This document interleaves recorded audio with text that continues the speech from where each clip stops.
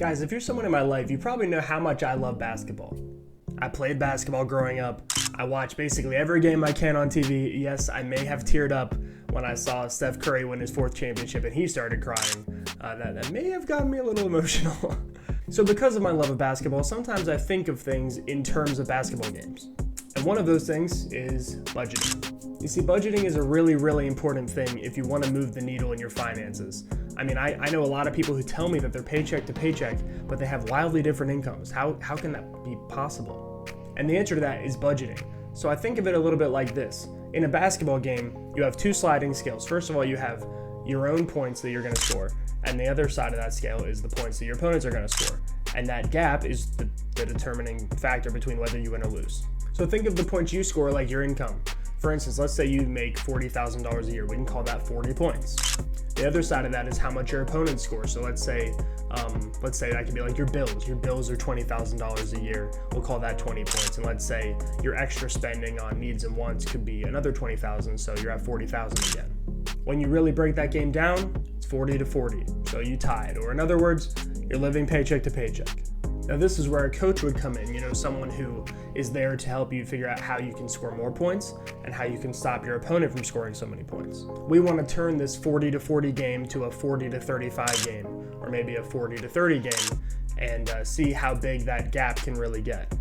And the way to really do that is to budget and become more aware of your spending habits. Budgeting is really the way that you can start doing things like buying a house, buying investment properties, investing in the stock market, saving for retirement, stuff like that. So guys, take a look at this. This is the budget that we're going to be working with, okay? So first of all, over here you have your income. This is our points we're scoring, right? I put Steph and Ayesha Curry in here just for fun, for kicks and giggles, right? So let's say you're making $4,000 a month as a household, okay? So you come over here and you look at your bills. This is stuff that you probably are not going to be changing, right?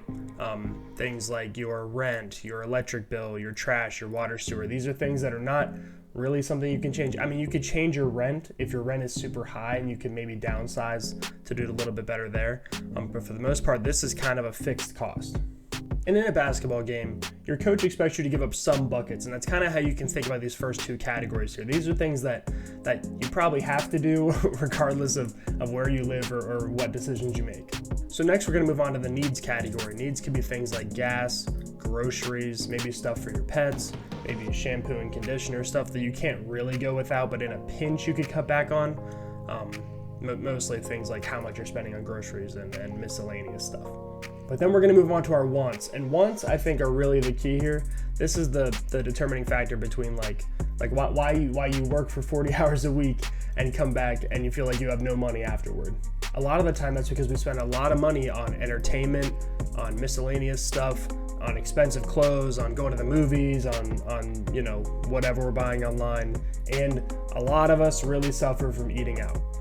I think the majority of people could save a ton of money if they just spent a little bit more on groceries, cheaper groceries, and a lot less on eating out. So I can send you this spreadsheet, by the way, or you can make your own, or you can make one on a piece of paper or something, and just categorize it by your bills, your needs, your wants, and then give yourself a total monthly expenses, total monthly overhead, and your income. So over here you can see our total monthly expenses were $3,419, which gives us an overhead of $581 a month, which isn't bad. But let's see, what if we cut eating out to maybe a couple times a month, let's say $100, and then we cut our entertainment back to $200 a month. Boom, so right there, we're closer to $1,000 a month already. Now let's say we cut, another $50 out of our groceries and started getting some cheaper meals.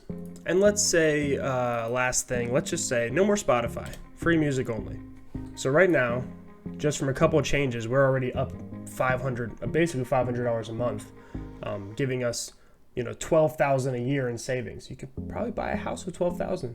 So after setting up and game planning what you would like your budget to look like, here's what we're going to do. We're going to look back at your last 3 months of spending in your checking account or whatever account you use, and we're going to see what you actually spent. And yes, I really mean it. Look back at every single transaction, categorize it, this will give you a really good idea of what your average is on maybe you're eating out every month, on what your entertainment budget is every month, just kind of naturally. And so maybe you can reprogram yourself to say, hey, maybe I can spend a lot, I can spend a lot less money here and maybe save something and maybe work toward my financial goals. The first time I did this, I found the results very, very shocking.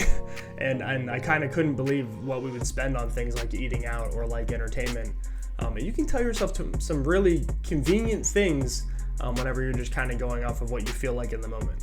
And after you do that homework, you can see where you're overspending and how you can take some steps to get toward your desired budget and what you might be able to start saving. So after you really start getting that savings in your pocket, you're gonna feel a lot better because you can start investing. You can start cutting back on your debt and cutting out consumer debt that you may have, maybe some student loan debt. You could start saving up to purchase a house. There's all kinds of things you could do with that money. Now, if you do that exercise and you say, Zach, even if I do everything perfectly, it's still not really possible for me to save a lot of money. Guys, I hear you and I understand, and that does happen. But in that case, you already really know what you need to do. You just need to find a better way to make some income, find a better job out there, maybe start your own business, something like that. But that's the steps you really have to start taking. And I know in that case, it can seem really unfair, and believe me, the economy and society can be extremely unfair sometimes. But here's the thing, there's always two things at play, your environment and you. And you can advocate for a better society and a more fair economy while still doing the best you can within the economy that you're in. I just want to see all you guys winning, and I want to see you guys hitting your goals, and I want to see all my people do the best they can. That's really it. That's what I hope for. All right, guys, that's it. If you have any questions about budgeting or anything that I said in this video, you can call me here. Feel free to reach out. I'd be happy to talk to you about it.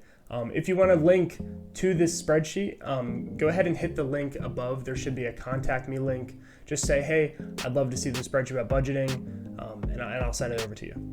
All right, guys, that's it. I'll see you.